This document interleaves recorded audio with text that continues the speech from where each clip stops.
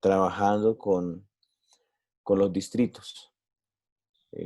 Esta iniciativa que hace días salió, yo la verdad no sé cuánto tiempo hace salió este material, y precisamente quien es el autor de este material, que es el pastor Mark Finley, es el autor del folleto, de la guía de estudio de la escuela sabática.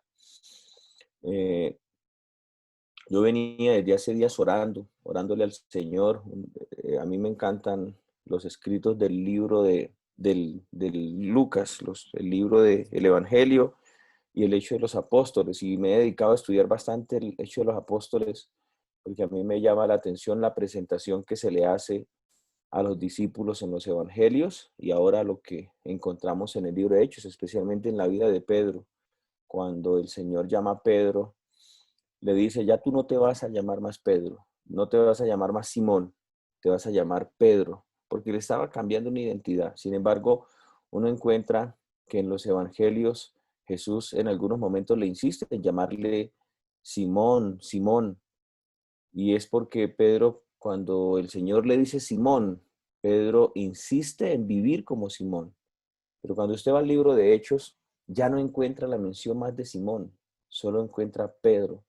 Y ahora usted ve a unos hombres muy diferentes de los que presentó los evangelios. Y uno dice: bueno, ¿qué pasó? ¿Dónde estuvo? Hubo un momento donde se presentó el antes y el después.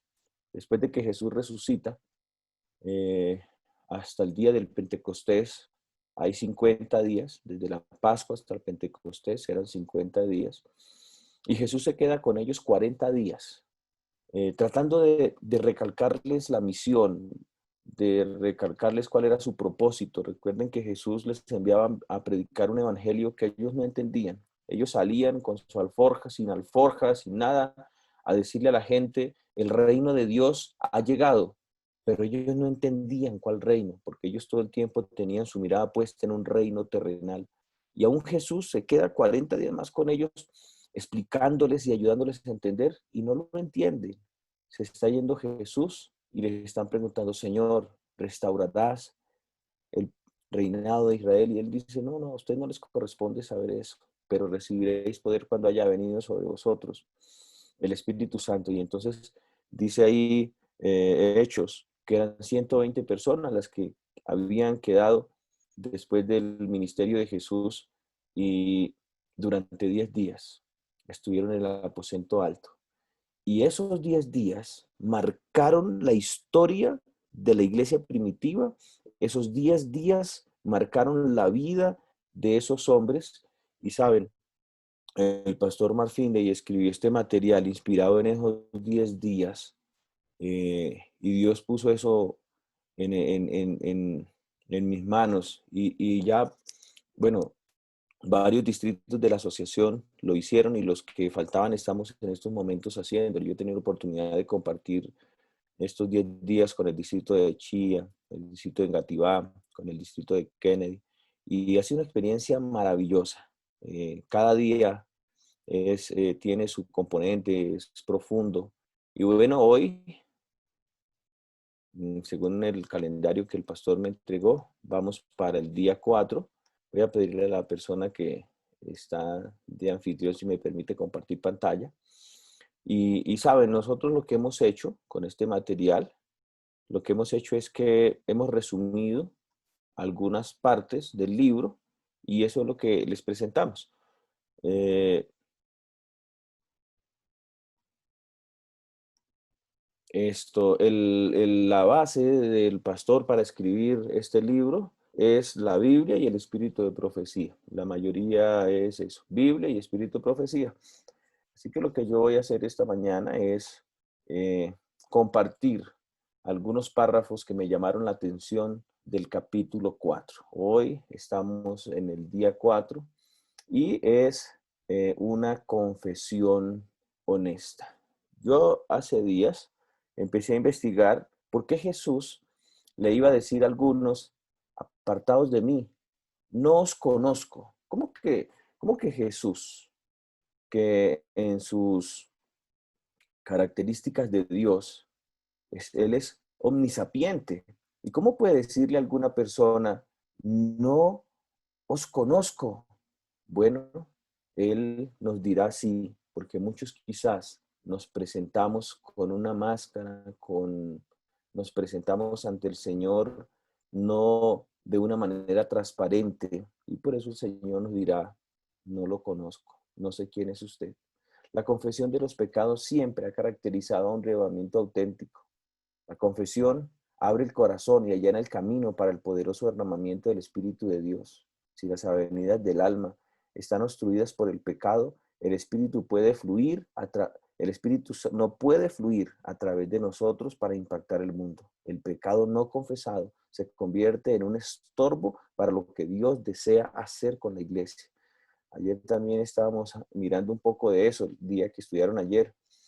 El sabio declara, el que encubre sus pecados no prosperará, mas el que los confiesa y se aparta alcanzará misericordia. Proverbios 28:13.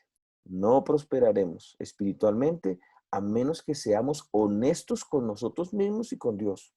El pecado no confesado es el cáncer del alma. Antes de que el Espíritu Santo nos llene y nos dé poder, nos convence y nos instruye. A menos que confesemos los pecados que el Espíritu Santo nos señala, nuestro corazón se volverá infecundo.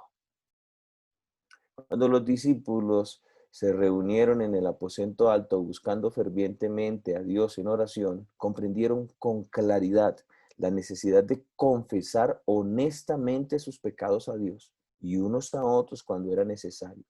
Después de la ascensión de Cristo, el Espíritu Santo no descendió inmediatamente. Pasaron 10 días antes de que el Espíritu Santo fuera derramado. Los discípulos dedicaron ese tiempo a prepararse con mucho fervor a fin de recibir tan precioso don. Los ricos tesoros del cielo fueron derramados sobre ellos después de escudriñar diligentemente sus corazones y sacrificar todo ídolo.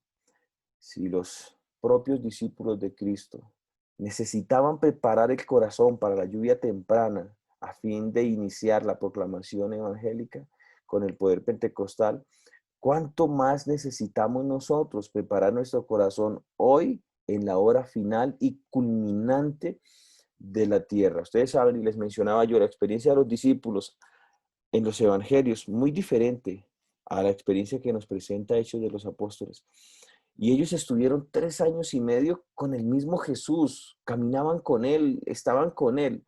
Sin embargo, había muchas cosas que aún estorbaban en su vida, y a lo mejor nos puede pasar a nosotros. Estaban ante Dios para humillar sus almas, fortalecer su fe y confesar sus pecados. Antes del derramamiento del Espíritu Santo, se necesitó una obra de preparación.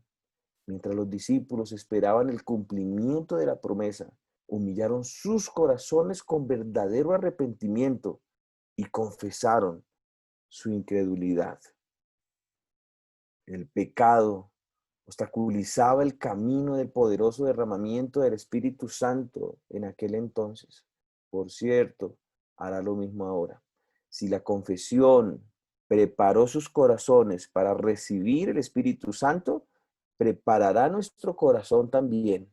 Así que esto es fundamental, esto es esencial en el proceso del Espíritu Santo en nuestra vida. Y entonces aquí vamos a mirar, digamos, como 3 aspectos importantes de la confesión. El servicio del santuario en el Antiguo Testamento brinda una lección vital sobre la naturaleza de la confesión. Cuando un israelita percibía la culpa de su pecado y llevaba su ofrenda al santuario, Levítico 5 describe lo que ocurría a continuación. Entonces vamos a mirar como una dimensión de la confesión. Cuando pecare, en uno de estos casos confesará aquello en que pecó. La confesión siempre era muy específica. El pecador que llevaba el cordero colocaba sus manos sobre la cabeza del sacrificio y confesaba la manera definida en que había pecado.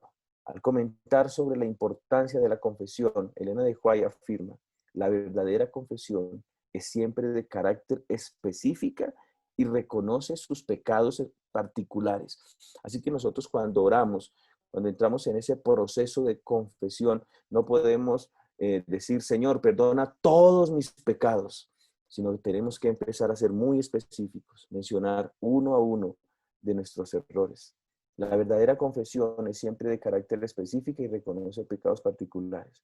Pueden ser de tal naturaleza que solo deban presentarse delante de Dios. Entonces aquí vemos una dimensión de la confesión. Hay pecados que solo se los debemos contar a Dios, a nadie más. Hacen parte de nuestra vida íntima. ¿Y saben por qué? Porque cuando nosotros contamos asuntos de nuestra vida íntima que no afectan a otros, sino que es nuestra relación con Dios, la gente puede cambiar con nosotros. Entonces hay asuntos que solo le interesan a Dios. Y por eso cada uno de nosotros tenemos algo que se llama nuestra vida íntima. Dice, pueden ser agravios que deban confesarse individualmente a los que hayan sufrido daño por ellos. Entonces, ahora, primero hay asuntos que solo se los contamos a Dios, hacen parte de nuestra vida íntima, no necesitamos exponernos ante las personas. Pero, pero también hay otro nivel de la confesión y es cuando yo debo también pedirle perdón a otra persona porque esa persona ha sufrido daño por lo que yo he hecho. Ahora entonces yo le pido perdón a esa persona. Entonces, hay una confesión que es para Dios, pero hay otra que debemos hacerla con esa persona que le hemos hecho daño. Y también pueden ser de carácter público y en ese caso deberán confesarse públicamente. Toda confesión debería ser definida y al punto, reconociendo los mismos pecados de que seas culpable, el camino a Cristo. Entonces, aquí Elena de White nos presenta la confesión en tres dimensiones. Primero, hay asuntos que debemos confesárselos únicamente a Dios. Nadie más necesita saber eso. Hay otros que debemos confesarle a la persona que le hemos hecho daño. Debemos ir y pedirle perdón. Y hay otros pecados que han sido públicos y ahora tenemos que confesarlos públicamente. Y ya pues cada uno de nosotros pues conoce y puede definir qué clase de confesión debemos hacer. Al postrarnos ante nuestro Dios perdonador y misericordioso y confesar los pecados específicos, los que el Espíritu Santo nos convence, recibiremos el perdón y la liberación de la culpa. Esto nos lleva a tres preguntas de suma importancia. Cuando deberíamos pedirle perdón a alguien, ¿cuándo deberíamos pedirle perdón a alguien que hemos agraviado? ¿Cuándo es apropiado confesar públicamente nuestros pecados? ¿Cuándo deberíamos confesar nuestros pecados únicamente a Dios? Y eso